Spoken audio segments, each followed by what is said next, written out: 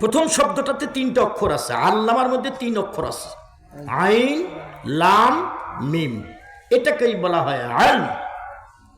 মা মানাল ইলম লুগাতাম ওয়া ইসতিলাহা, ইলম মানে কি?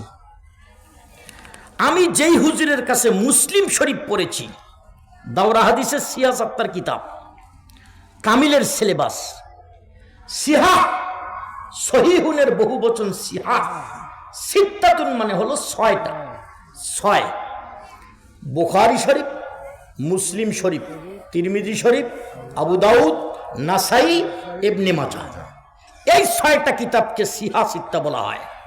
তার মধ্যে 2 নম্বর সিরিয়ালের যে কিতাব, এর নাম সহিহ মুসলিম। আমি যে উস্তাদের কাছে মুসলিম শরীফ পড়েছি, আমার উস্তাদ ক্লাসে বলছেন এই শব্দের বাংলা কোনো তর্জমা নাই, এর বাংলা হয় না। এরকম কোরআন শরীফের অনেক আয়াত আছে যার বাংলা তর্জমা আপনি করতে পারবেন না, ভাব অর্থ দিয়ে আমরা বুঝি দেই। আপনি শিক্ষা শব্দ দিয়ে অর্থ করলে অর্থটা পরিপূরক হবে না। এলম শব্দের, শিক্ষা শব্দের মধ্যে আলো আছে, তবে এলম মানে হলো আল্লাহ প্রদত্ত আলো। এই আল্লাহ প্রদত্ত শব্দটা শিক্ষা শব্দের মধ্যে নাই। এই জন্য শিক্ষা শব্দ দিয়া এলেমের বাংলা করলে বাংলা অর্থটা পরিপূরক হবে না। কবি তার ভাষায় বলতেছেন এলেম কাকে বলে, এলেমের সংজ্ঞা কি, কবি বলতেছেন তার ভাষায়, ফাইন্নাল ইলমা নূরুম মিন ইলাহি, ফাইন্নাল ইলমা নূরুম মিন ইলাহি ওয়া নূরুল্লাহি লা ইউতা লিআসি। ইলম হইল আল্লাহ প্রদত্ত একটা নূরের নাম, আল্লাহ প্রদত্ত একটা নূর, একটা পাওয়ার, এটার নাম হলো ইলম। আরবি ভাষা জানার নাম এলেম নয় ভাই। আরবি ভাষা জানার নাম যদি এলেম হইতো, মিডিল ইস্টের বহু পাবলিক আলেম, উর্দু ভাষা জানলে যদি আলেম হইতো, ভারতের বহু হিন্দু আলেম হয়ে যেত। ফার্সি ভাষা জানলে যদি আলেম হইতো, 5 রাষ্ট্র সব পাবলিক আলেম হয়ে যেত। মূলত এলেমটা হইল আল্লাহ প্রদত্ত একটা নূরের নাম। সুবহানাল্লাহ। 1 মিনিটের জন্য মেনে নিলাম এলেম মানে শিক্ষা, আপনাদের বুঝার স্বার্থে। শিক্ষাটা আমাদের 2 সিলেবাসে, একটা হলো জেনারেল সিলেবাস, আর একটা হলো আরবি শিক্ষার সিলেবাস। আরবি শিক্ষার সিলেবাসটা আবার 2 ভাগে বিভক্ত হয়ে গেছে, একটা আলিয়া শিক্ষা আর একটা কওমি শিক্ষা। এবার আসেন, আরবি শিক্ষার জন্ম কোথায়, জাগতিক শিক্ষার জন্ম কোথায়, আলিয়া শিক্ষার জন্ম কোথায়, কওমি শিক্ষার জন্ম কোথায়, এতগুলো বলতে পারবো না আমি, যতটুকুন এগিয়ে যাওয়া যায়। জাগতিক শিক্ষা, এই শিক্ষা মানব রচিত শিক্ষা।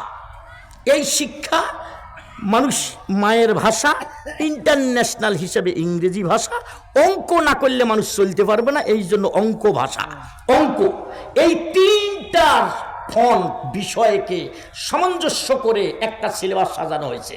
পৌরনীতি, ভূগোল, বায়োলজি ইত্যাদি, এগুলো তার আনুষঙ্গিক। মূল হইল এই 3টা।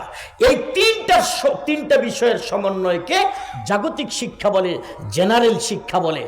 জাগতিক শিক্ষা, জেনারেল শিক্ষা মানব রচিত, যার কারণে এর হায়াতও কম, ভুলও আছে।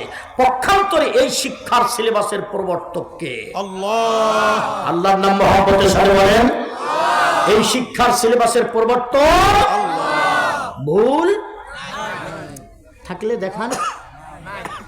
চ্যালেঞ্জ, একটা ভুল নাই। এ চ্যালেঞ্জ আবেদ আলী ফারুকের নাই, এ চ্যালেঞ্জ কোরআন শরীফের আয়াতে আসছে। আমার আল্লাহ বলেন, ইন কুনতুম ফি রাইবিম মিম্মা নাযালনা আলা আবদিনা ফাআতু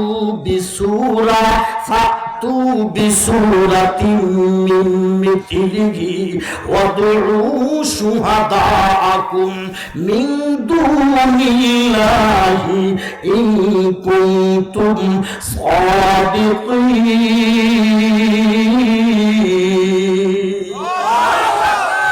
আল্লাহ বলেন, বেটা সন্দেহ হয়, এই কিতাবের উপর তোমার সন্দেহ হয়, এই সিলেবাসের সন্দেহ হয়, ওয়াদউ শুহাদাআকুম, তোমরা সাথীগুলো ডাকো, সারা পৃথিবীর পণ্ডিতদেরকে একত্রিত করো, আল্লাহ ব্যতিরেকে জিনকে ডাকো, ফেরেশতা ডাকো, যা আছে দুনিয়ার সব মাখলুককে একত্রিত করে ফাতু বিসূরা, একটা সূরা নিয়ে আসো, একটা টুকরা নিয়ে আসো।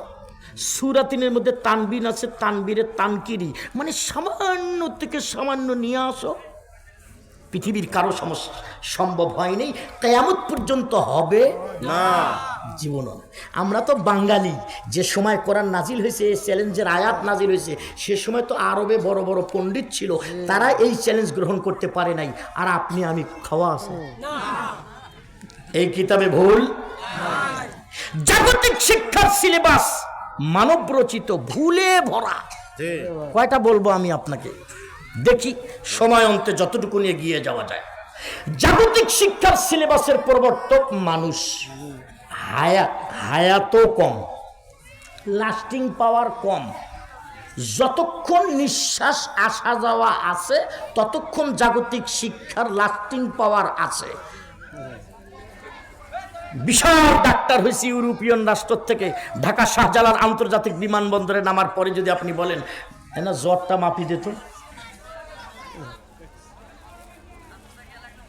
পারবে? কথা বলেন, পারবে? কারণ ওই শিক্ষার লাস্টিং পাওয়ার শেষ। পক্ষান্তরে এই শিক্ষার সিলেবাস শুরু হয় জন্মের সাথে সাথে ডাইন কানে আজান দিয়া। সুবহানাল্লাহ বলতে পারলেন না? আর একটু জোরে বলেন। আজানটা বাংলায়, ইংলিশে না ওই হাজি সাহেবের মতো বলবেন হজ করে আসি, কয় ভাই মক্কা গেছিলাম, সব আরবি, খালি আজানটা বাংলা, খালি আজানটা বাংলা। কারণ ওই আজান জন্মের পর থেকে শুনতে শুনতে ওর কাছে বাংলা হয়ে গেছে। জন্মের সাথে সাথে ডান কানে আজান দিয়ে এই সিলেবাসে শুরু হয়। এই সিলেবাস শৈশবে চলে, কৈশোরে চলে, যৌবনে চলে, বার্ধক্যে চলে, মৌতে চলে, কবরে চলে, হাসরে চলে, মিজানে চলে, পুলসেরাতে চলে, হাউজে কাউসারে চলে, আল্লাহর জান্নাতে চলে। এই সিলেবাসের পাওয়ার এত লম্বা, প্রমাণ করে দিচ্ছি আমি, প্রমাণ করে দিচ্ছি। এই সিলেবাস শুরু হয় জন্মের সাথে সাথে ডান কানে আজান দিয়া। একবারে শুরুটা বললাম, একবারে শেষেরটা বলি, মাঝখানে দেখি পারা যায় কিনা। জান্নাতে এই সিলেবাস চলবে কেমনে? হাদিসে আসছে, তিরমিজির রওয়ায়াত, জান্নাতীরা জান্নাতে যাওয়ার পর জান্নাতীদের সামনে আল্লাহ গিয়ে বলবে, এ জান্নাতীরা তোমাদের কোনো অভাব আছে? অভাব? তো জান্নাতীরা বলবেন, না আল্লাহ, জান্নাতে একটা জিনিস নাই, সেটা হলো কোনো অভাব আছে। যারা বললো না আছে বোধহয়, কথা বলেন, অভাব আছে? জান্নাতে খাবার বসিয়া ডাল তেলানি পোড়া লাগিছে, সালাদ নাই, এরকম হবে নাকি? গরুর গোস্ত জামি গেছে, হবে? হবে না। মা তাশতাহি আনফুসুকুম ওয়া লাকুম ফিহা মা তাদউন নুজুলাম মিন গফুরির রহিম।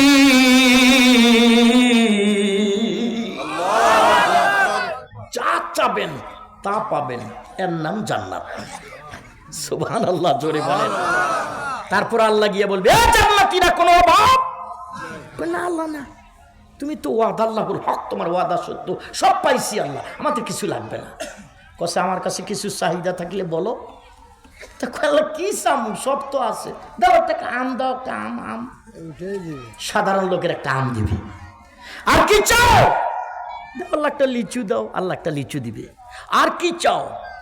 কি চামু, সব আছে, দাও আল্লাহ একটা আপেল দাও, আল্লাহ একটা বড় আপেল দিবে। আপেল ফাটাই দেখবে আপেলের ভিতর লাল টুকটুকি একটা বউ বসিয়েছে। যার ব্যাটারি লো নয় সে সুবহানাল্লাহ পড়ে, যার বউ দরকার নাই, ব্যাটারি লো, তার না পড়লেও চলবে। আর একবার সুবহানাল্লাহ পড়ে। আল্লাহ এটা কি কথা কবি না, এটা আপেলের সাথে ফিরি, যা। আর কি চাও?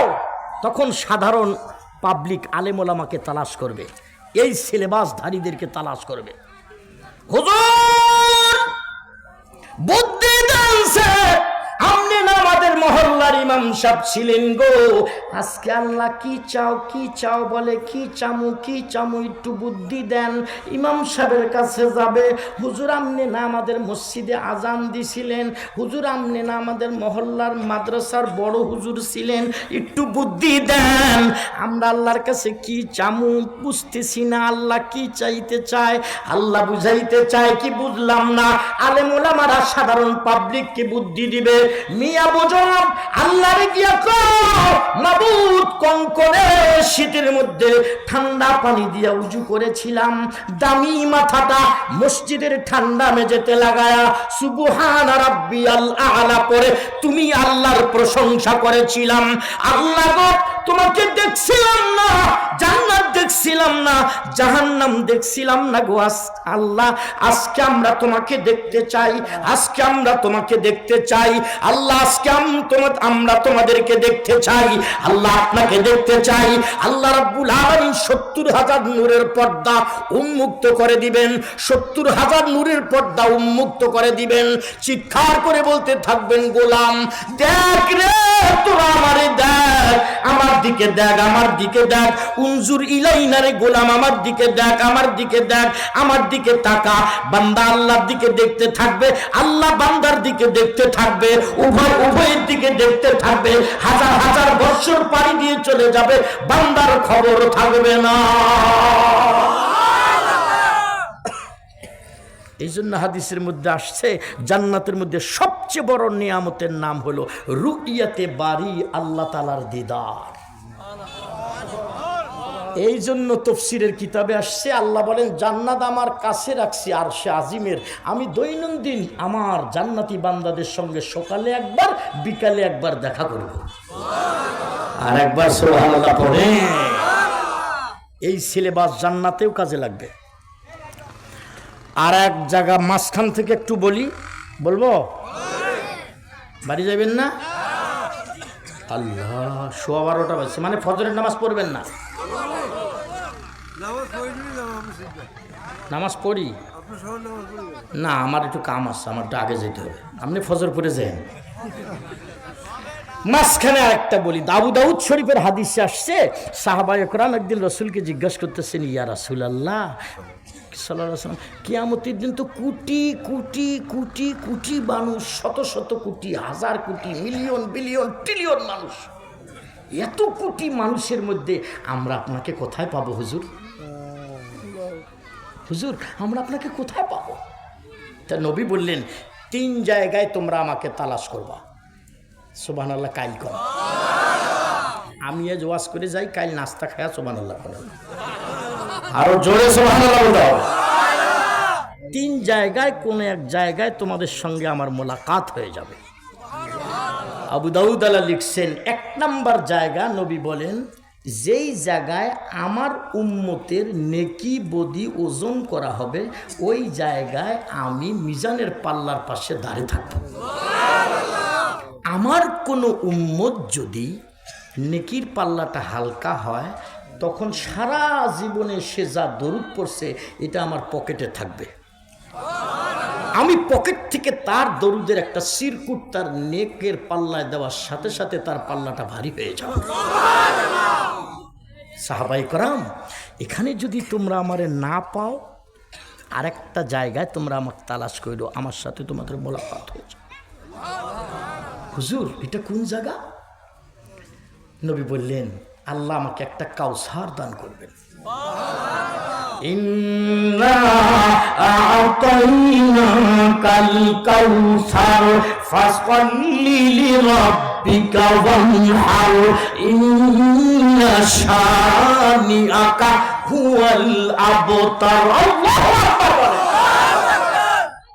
নবী বলেন আমাকে একটা কাউসার দান করা হবে, এই কাউসারে এত পরিমাণ পেয়ালা থাকবে, আকাশে যতগুলো তারকারাজি দেখা যায় এরকম অসংখ্য পেয়ালা সম্বলিত আমাকে একটা কাউসার আল্লাহ দান করবেন। হাসরের মাঠের বিচার চলবে 50,000 বছর লম্বা। এই পিরিয়ডে এক পেয়ালা পানি যদি কেউ হাউজে কাউসার থেকে পান করে, আমার সেই উম্মত জান্নাতের গেটে ঢোকার আগ পর্যন্ত ক্ষুধা পিপাসা স্পর্শ করবে না। আমি এই কাউসারে আমার উম্মতকে হাউজে কাউসারে পানি পানে ব্যস্ত থাকবো। সাহাবীরা এই দুই জায়গায় তোমরা যদি আমার না পাও, আর একটা জায়গা ছেড়ে ওই জায়গায় তোমরা আমারে তালাশ কইরো, সেটা হলো জাহান্নামের গেটে ফুলসিরাতের গোড়া আমি দাঁড়িয়ে থাকবো।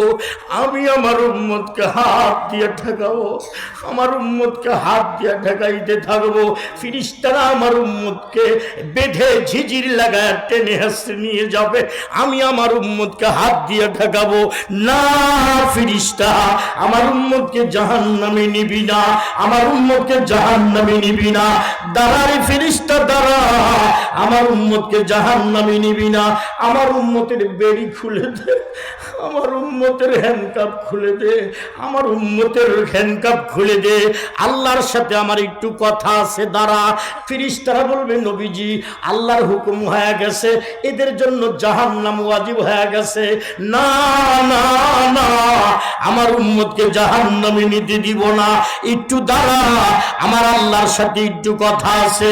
ডাক ডাক বলবেন আল্লাহ, তুমি না সূরা দোহার মধ্যে অঙ্গীকার করেছো ওয়ালা সাউফা ইউতিকা রাব্বুকা ফাতারদা, তুমি না আমাকে রাজি করবা আল্লাহ, তুমি না আমারে খুশি করবা আল্লাহ। একটা উম্মত যদি আমার সামনে জাহান্নামে যায় আল্লাহ, একটা উম্মতকে যদি তুমি জাহান্নামে দাও, আমি তোমার উপর রাজি হব না, আমি তোমার উপর খুশি হব না। আল্লাহ নিশ্চয়ই তুমি অঙ্গীকার ভঙ্গ করো না। ওয়াদাল্লাহুল হক, তোমার ওয়াদা সত্য। তুমি সূরা দোহার মধ্যে আমারে বলছো আমারে তুমি খুশি করবা, আমারে তুমি রাজি করবা, আজকে তোমার ওয়াদা পূরণ করো। আল্লাহ ডাক দিয়ে বলবেন নবীজি মাথাটা উঠান, মাথা উঠান, আর কাঁদতে হবে না গো নবীজি, আর কাঁদবেন না। আপনি বহুত কেঁদেছেন বদরে, অনেক কেঁদেছেন উহুদে, আর আপনাকে কাঁদতে হবে না। আপনি মাথা উঠান নবীজি, মাথা উঠান, মাথা উঠান নবীজি। যত খুশি সুপারিশ করে করে আপনি আপনার উম্মতকে জান্নাতে নিয়ে যান।